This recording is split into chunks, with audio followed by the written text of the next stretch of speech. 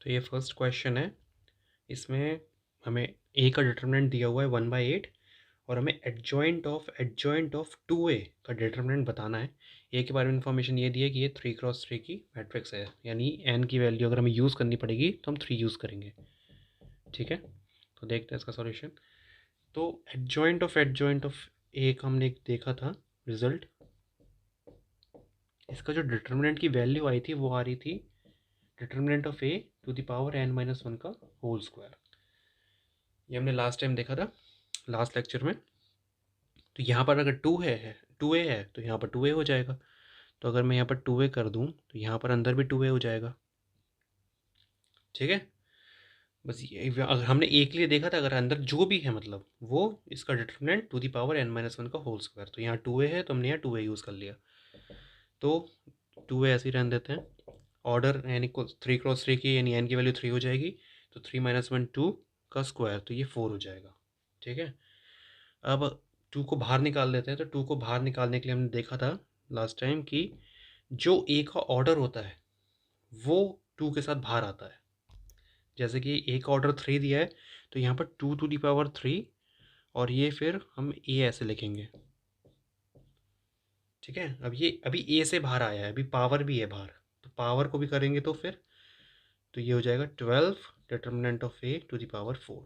ठीक है, पहले ए से बाहर आएगा, उसके अगर ऊपर पावर लगी है तो फिर पावर से ही मल्टीप्लाई होता है, तो फिर 2 to the power 12 into determinant of A to the power 4। अब डिटर्मिनेंट ऑफ ए की वैल्यू क्या दी हुई है हमें, ये 1/12 इंटू 1/8 दिया हुआ है, इसकी पावर 4। तो 2 टू द पावर 12, ये 1/2 क्यूब लिख सकते हैं इसको, की पावर 4। तो ये हो जाएगा 1/2 इंटू 1 ये 2 to the power 12 into 1/2 to the power 12 cancel हो गया, तो इंटीग्रल वैल्यू हमारी 1 आ गई। ठीक है, तो ये क्वेश्चन था, सिंगेज का ही क्वेश्चन था ये भी। तो ये जेई मेंस में आया था 2017 में। तो इसमें ये पूछ रहा है, ये मैट्रिक्स दी हुई है और एडजॉइंट ऑफ 3a² + 2a पूछ रहा है। तो पहले तो a² ही निकाल लेते हैं। मल्टीप्लिकेशन हमने बहुत अच्छे से सीखा हुआ है पहले से ही। फर्स्ट रो फर्स्ट कॉलम, तो ये 4 - 4 + -12। ठीक है, तो ये -8 लिख देते हैं डायरेक्ट।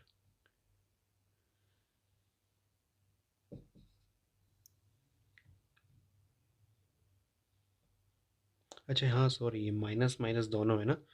तो ये 4 माइनस माइनस कैंसिल 12, तो ये 16 हो जाएगा। पहला एलिमेंट 16 है। दूसरा देखते हैं, फर्स्ट रो सेकंड कॉलम, तो ये -6 और ये -3, तो ये -9। ठीक है, ये वाला सेकंड रो फर्स्ट कॉलम, -8 -4, तो -12। ये सेकंड रो सेकंड कॉलम, -12, तो ये 12 हो जाएगा, +1 13। अब हमें क्या चाहिए, 3a²। तो 3a² निकालने के लिए कुछ नहीं, हमें सारे एलिमेंट्स को 3 से मल्टीप्लाई कर देना। 16 इंटू 3 48, ये -27 -36 और ये 39। ठीक है, तो ये हमारा 3a² का काम तो हो गया। 2a तो वैसे ही सिंपल है, सारे एलिमेंट्स को 2 से मल्टीप्लाई कर देंगे। 4 -6 -8 2। अब ये कह रहे दोनों को ऐड करना है। ठीक है, तो a² + 2a, तो इन दोनों को ऐड कर देंगे। एक्चुअली क्वेश्चन में ये 2 नहीं है, 12 है, तो यहाँ 12 कर देंगे। तो यहाँ पर सब, तो ये हो जाएगा 12 से 24 -36 -48 और ये 12। ठीक है, तो अब दोनों को ऐड करना है। 48 + 24 72। दूसरा हो जाएगा ये -63 -48 -36 -84 और ये 39 51।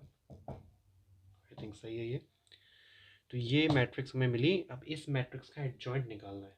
तो एडजॉइंट के लिए हमने देखा था कि पहले कोफैक्टर्स निकालते हैं, उसका ट्रांसपोज करते हैं, तो एडजॉइंट कहते हैं उसको। और कोफैक्टर्स के लिए माइनर्स निकालने पड़ेंगे। तो अगर मैं M11 देखूँ तो इसमें कोई बड़ी बात नहीं, 2 × 2 में सबसे आसानी से निकल जाता है। तो ये M11 देखो तो फर्स्ट रो फर्स्ट कॉलम हटा दिया हमने, तो ये जो बचेगा वो आपका माइनर का आंसर, तो ये 51 हो गया। M12 first row second column यानी ये एलिमेंट, तो इसमें से फर्स्ट रो और सेकंड कॉलम हटा दिया हमने, तो ये -84 बचा। M21 second row first column हटा दी तो -63। और M22 सेकंड रो और सेकंड कॉलम हमने हटा दिया तो बचा 72, तो 72। तो ये हमारे आ गए माइनर्स। कोफैक्टर्स निकालेंगे तो -1 × 1 + 1 × 51, तो ये हो गया 51। C12 निकालेंगे तो -1 × 2 + 1 3 और -84, तो एक माइनस बच जाएगा, तो माइनस माइनस कैंसिल हो जाएगा, क्योंकि -1 × 3 -1 × 84 84 हो जाएगा। C21 तो -1 × 3 × -63, तो ये हो जाएगा अपना 63।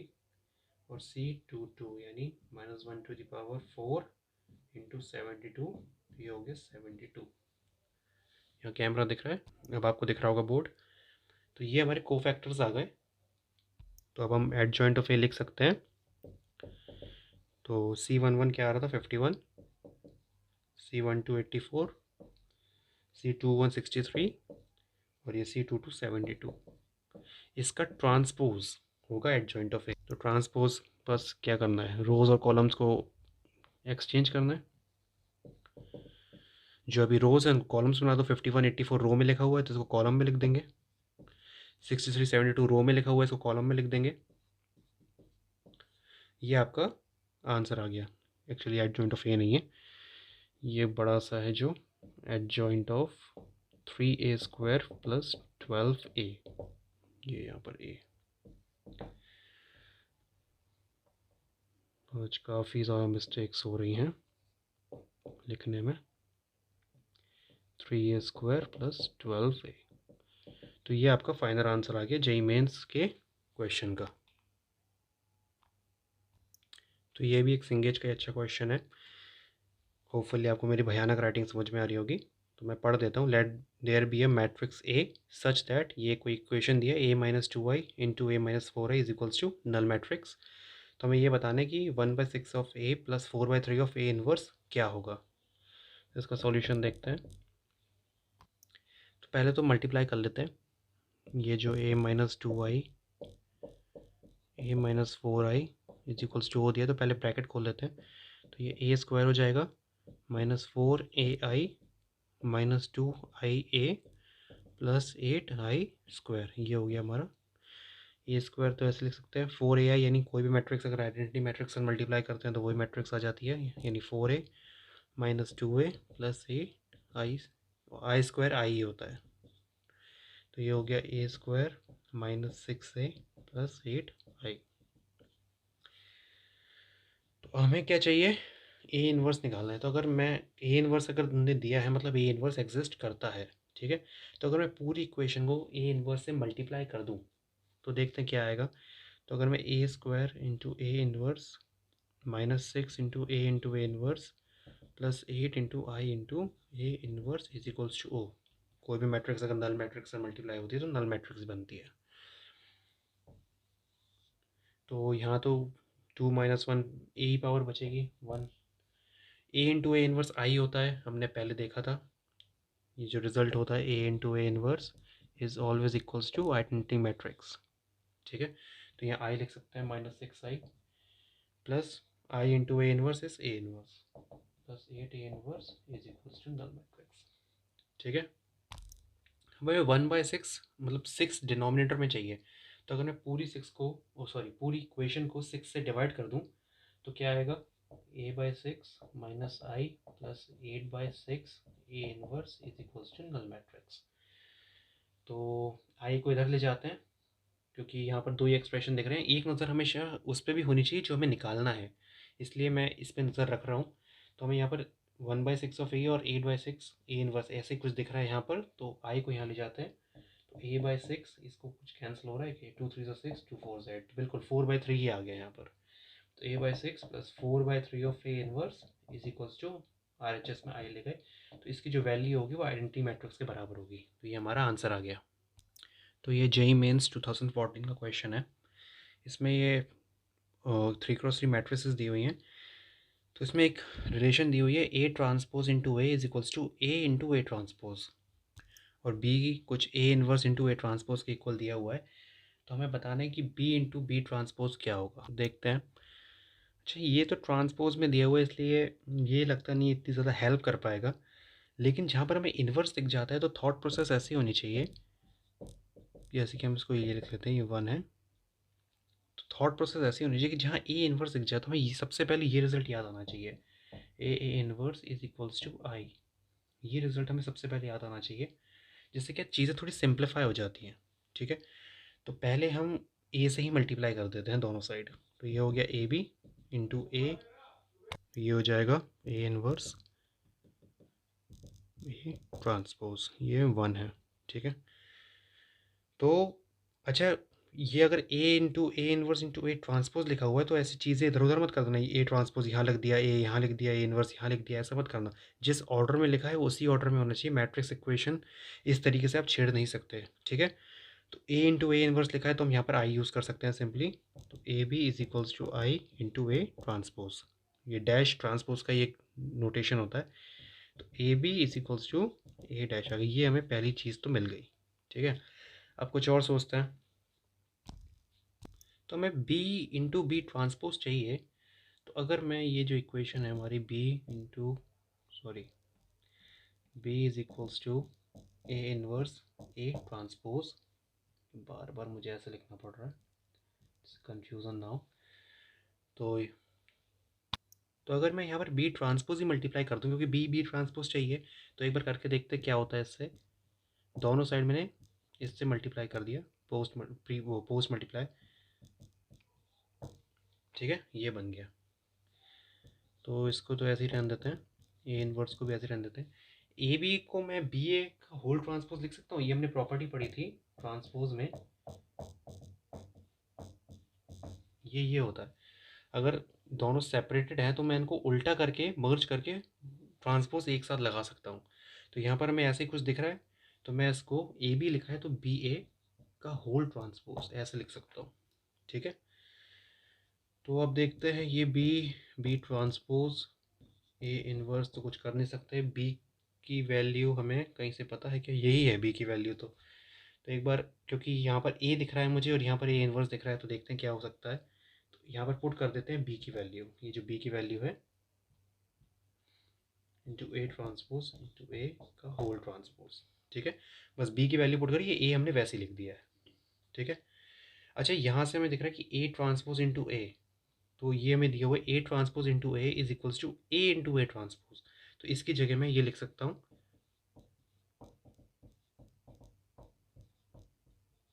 ए ट्रांसपोज इंटू ए की जगह मैं ए इंटू ए ट्रांसपोज लिख सकता हूँ। ए ट्रांसपोज है ट्रांसपोज। ठीक है, अच्छा, ए इनवर्स इंटू ए, वही बात है, ए इंटू ए इनवर्स लिखो या ए इनवर्स इंटू ए लिखो, दोनों ही आई होते हैं आइडेंटिटी मैट्रिक्स। तो ये मैं आई कर दूंगा, यहाँ बोर्ड दिख नहीं रहा होगा, तो यहाँ पर मैं आई कर देता हूँ। ए इनवर्स इंटू ए इज आई, तो बी ट्रांसपोज तो ऐसे ही है, ए इनवर्स बाहर का ऐसे ही रहने दो, अंदर A inverse into A is I into A transpose. A transpose I के साथ ए ट्रांसपोज ही हो जाएगा, तो यहाँ मैंने डायरेक्टली ए ट्रांसपोज लिख दिया। ठीक है, कुछ गड़बड़ लग रही है यहाँ पर, ये सही है, ए इनवर्स इंटू ए ट्रांसपोज, यहाँ पर मैंने इसकी वैल्यू पुट कर दी। अच्छा हाँ, ये बाहर ये भी तो ट्रांसपोज लगा हुआ है यहाँ पर। ठीक है, इसको रब कर देते हैं।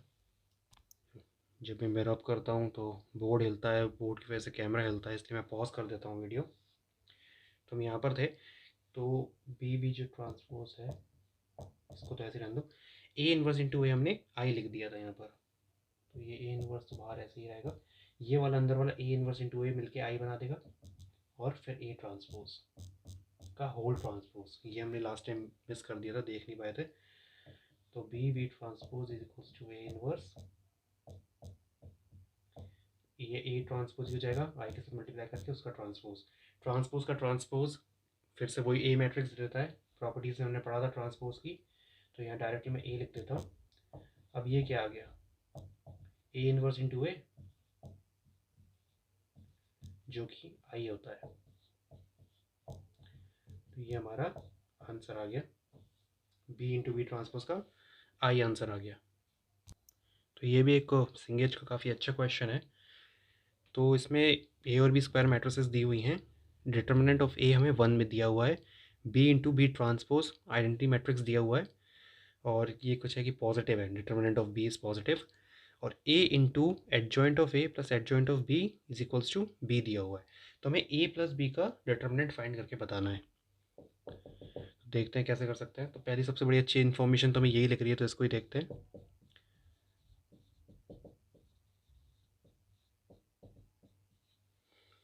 अच्छा, इसको मैंने पहले पिक इसलिए किया, मैंने इसको पिक नहीं किया, ये भी एक इन्फॉर्मेशन दी, हम यहाँ से भी शुरुआत कर सकते थे, पर इसको मैंने पिक इसलिए किया क्योंकि जब मैं ए से पूरी इक्वेशन मल्टीप्लाई करूँगा तो यहाँ पर ए इंटू एडजॉइंट ऑफ ए बने, यहाँ पर बन जाएगा। और हमने पता है कि ए इंटू एडजॉइंट ऑफ ए, क्या हो रहा है आज, ए इंटू एडजॉइंट ऑफ ए हमें डिटर्मिनेंट ऑफ ए इंटू आई पता है, ठीक है। यहाँ कुछ डिटर्मिनेंट की बात हो रही है तो हम ऐसा कुछ सोच सकते हैं, तो पहले यही करके देखते हैं, A into adjoint of A plus A into adjoint of B, यहाँ पर हम पुट कर देते हैं ये value, plus A into adjoint of B is equals to B, ठीक है। अच्छा, अगर यहाँ पर हमें बी मिल जाता कहीं तो हम ऐसे ही कुछ, ये जो हमें यहाँ लिखा है वो यहाँ पर भी लिख सकते थे। तो एक थॉट प्रोसेस आपको ये भी लानी चाहिए कि अगर मैं पूरी इक्वेशन को बी से मल्टीप्लाई कर दूँ, इससे फ़र्क नहीं पड़ता, अगर मैं यहाँ पर एडजॉइंट ऑफ ए इंटू इस साइड भी ए लिखता तो भी ये इसके ही इक्वल होता। ये हमने प्रॉपर्टीज़ में देखा था। इसको आप लेफ्ट साइड मल्टीप्लाई करो या राइट साइड मल्टीप्लाई करो, दोनों में आंसर सेम ही होता है। तो अगर मैं बी को मल्टीप्लाई इस साइड से कर दूँ, राइट हैंड साइड से पूरी इक्वेशन को, adjoint of B into B is equals to B square, इस साइड से इसलिए नहीं कर रहा क्योंकि यहाँ पर फिर ये इधर आएगा बी, तो ये बी बन जाएगा, और मैं बी को बीच में नहीं ला सकता, फिर अगर यहाँ पर है तो फिर यहीं पर रहेगा। मैट्रिक्स इक्वेशन में इधर उधर करना अलाउड नहीं होता, इसलिए मैं यहाँ पर पोस्ट मल्टीप्लाई बाद में कर रहा हूँ, ठीक है। तो यहीं पर लिख दिया। अब adjoint of B into B क्या लिख सकता हूँ, इसी टाइप को रिलेशन में लिख सकता हूँ, तो मैं यहाँ लिख दूंगा प्लस ए तो ऐसे ही रहेगा, adjoint of B into B is determinant of B into I is equals to B square, ठीक है। तो आई के साथ, अब ये तो कांस्टेंट है, तो कांस्टेंट इधर उधर कहीं भी हो सकता है, लेकिन मैट्रिसेस इधर उधर नहीं हो सकती। अगर ए इधर लिखा है तो इधर ही रहेगा, आई इधर नहीं आ सकता है, ए में इधर नहीं ले जा सकता, लेकिन कांस्टेंट है वो इधर उधर हो सकता है। तो ये ए आई प्लस, तो ये तो बी तो ठीक है, ए इंटू आई हो जाएगा ए, तो ये determinant of B into A is equals to B square, ठीक है। अब डिटर्मिनेंट ऑफ ए तो हमें पता है 1 दिया हुआ है, तो यहाँ पुट कर देते हैं वैल्यू 1, तो ये हो गया आई, यहाँ पर एक बी भी आएगा क्योंकि पूरी इक्वेशन को बी से मल्टीप्लाई किया था ना अपन ने, तो ये बी भी आएगा, तो आई बी। और ये जो बी का डिटर्मिनेंट है वो कैसे निकालें, तो उसके लिए हमें ये इन्फॉर्मेशन दी हुई है, यहाँ बोर्ड दिख रहा है, B into B transpose is equals to I दिया हुआ है। अगर मैं दोनों साइड डिटर्मिनेंट ले लूँ, इसको हटा देते हैं अब, तो मैं अगर दोनों साइड डिटर्मिनेंट ले लूँ, अगर मैं ऐसे ही डिटर्मिनेंट लूँगा ना पूरा, इसका पूरा डिटर्मिनेंट ले लिया मैंने, तो मैं सेपरेट कर सकता हूँ। स्क्वायर मैट्रिक्स में अगर ए इंटू बी लिखा है तो मैं ए पे फिर बी पे डिटरमिनेंट लगा सकता हूँ, तो ये बी और ये बी ट्रांसपोज का इज इक्वल्स टू आई। अच्छा, determinant of B is always equals to determinant of B transpose, दोनों में इक्वल होता है, ट्रांसपोज से कोई फर्क नहीं पड़ता। अगर आप बी का ट्रांसपोज कर दोगे और उसका फिर डिटर्मिनेंट निकालोगे तो मैग्नीट्यूड में वो वैल्यू सेम आएगी। तो यहाँ पर बी लिख सकते हैं, तो ये बी स्क्वायर हो जाएगा इज इक्वल्स टू आई, और यहाँ पर इसका भी डिटर्मिनेंट लिया था हमने, तो आई का जो डिटर्मिनेंट होता है वो 1 होता है, इसकी जो वैल्यू होती है वो 1 होती है। तो यहाँ से हम कह सकते हैं जो डिटर्मिनेंट ऑफ बी है वो 1 आ गई, ठीक है। तो यहाँ मैं वैल्यू पुट कर देता हूँ, तो ये 1 पुट कर दिया तो ये ए बचा is equals to B square. B into I is B plus A is equals to B square, या फिर ए प्लस बी, कुछ भी लिख लो, A plus B. A plus B का डिटर्मिनेंट पूछा है तो दोनों से डिटर्मिनेंट ले लेंगे हम, ये दोनों से डिटर्मिनेंट ले लिया। तो बी का डिटर्मिनेंट तो 1 दिया हुआ है हमें, तो यहाँ वैल्यू पुट कर देंगे इक्वल्स टू 1। तो ये हमारा फाइनल आंसर आ गया। तो होपफुली आपको पसंद आई होगी वीडियो। अगर पसंद आई है तो लाइक शेयर या सब्सक्राइब कर देना। मिलते हैं अगले लेक्चर में।